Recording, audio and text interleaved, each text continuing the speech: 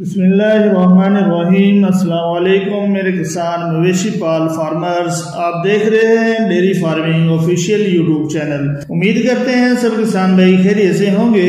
दुआ है कि अल्लाह ताला की ज़ात आपको अपने अहल वयाल के साथ खुश खुरम शाद आबाद रखे।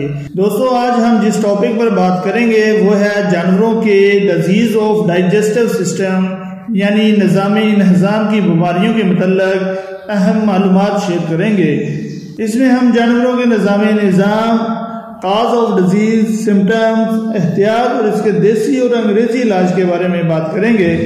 आज की वीडियो बहुत ही स्पेशल होने वाली है, तो जुड़े रहिए वीडियो के साथ। और जो किसान भाई हमारे चैनल पर पहली दफ़ा आए हैं, इनसे रिक्वेस्ट है कि वो चैनल को सब्सक्राइब कर लें। तो चलते हैं दोस्तों वीडियो की तरफ।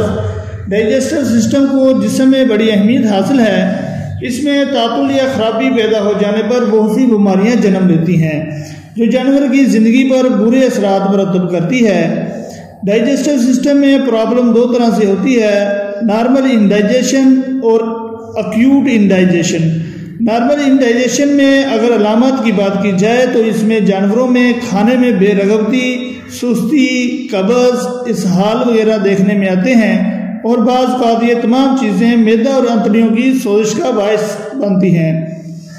और एक्यूट इंडाइजेशन में मवेशियों को इस वक्त लाहक होती है जब वो सब्ज़ चारा इतनी मकदार में खा जाते हैं जो मैदे की गुंजाइश से बहुत ज़्यादा होता है। इस मर्ज़ को उफारा भी कहते हैं। ज़्यादा चारा या गज़ा खा लेने से तबख़ीर पैदा होती है और वो पेट को फुला देती है। पेट ढोल की मानद तन जाता है। बाज़ किस्म के चारा से भी उफारा होता है, जैसे कि आजकल बरसीम का मौसम है और बरसीम में हवा मौजूद होती है। इसकी नाली हवा से भरी हुई होती है। इसको अच्छी तरह से काट कर जानवर को डालना चाहिए। ऐसे करने से हवा निकल जाती है। इसके अलावा साइलेज चारा भी बदहज़मी का बायस बनता है और जानवर को बुलाट हो जाता है। यकदम जानवर की बाई को हवा या गैस के बायस फूल जाती है। जानवर टांगे कुशादा करके और सर आगे बढ़ाकर खड़ा होता है, मुंह खुला रखता है, सांस मुश्किल से लेता है, नथने भूल जाते हैं, ज़ुबान बाहर निकल आती है और जानवर दर्द के मारे बेचैन होता है और ज़मीन पर पाँव मारता है, दांतों को पीसता है और कराहता है। अगर मर्द शिद्दत अख्तियार कर ले तो जानवर हाँफता हुआ ज़मीन पर गिर जाता है और दम घुटने से मौत वाक़ई हो जाती है। दोस्तों, अगर इलाज की बात की जाए तो सबसे अहम इलाज गैसों को मैदे से खारिज करना होता है। देसी इलाज के तौर पर हमारे पुराने बुजुर्ग अचार का मसाला देते थे, मीठा सोडा देते थे और मिट्टी का तेल सुंघा देते थे, जिससे उफारा ख़त्म हो जाता था।